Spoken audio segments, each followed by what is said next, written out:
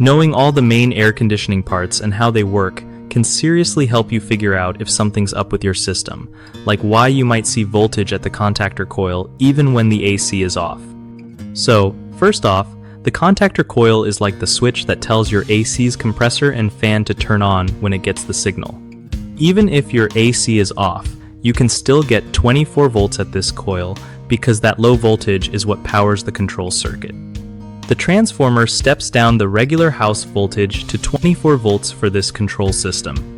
The thermostat sends a signal through this low voltage wire to energize the contactor coil, which then closes the contacts and lets the high voltage flow to the compressor and fan.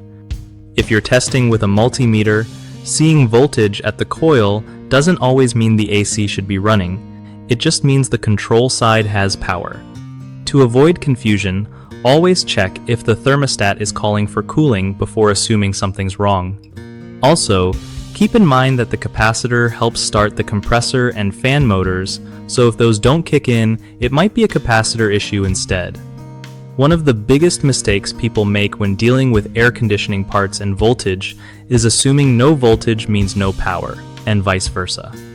First, thinking zero voltage at the contactor coil means a dead system can be wrong, because sometimes the thermostat isn't calling for cooling or there's a blown fuse in the control circuit. Fix this by checking your thermostat settings and fuse box before jumping to conclusions. Second, confusing 24-volt control voltage with the high voltage lines for the compressor can lead to dangerous mistakes. Always know which wires you're testing and keep safety first. Third, ignoring the role of the capacitor can cause misdiagnosis because if it's bad, your compressor won't start even if voltage is present. So test or replace capacitors if your motors won't run but you see power at the contactor coil. BigHomeProjects.com makes life easier by connecting homeowners with trusted local contractors who know their stuff when it comes to air conditioning and home repairs.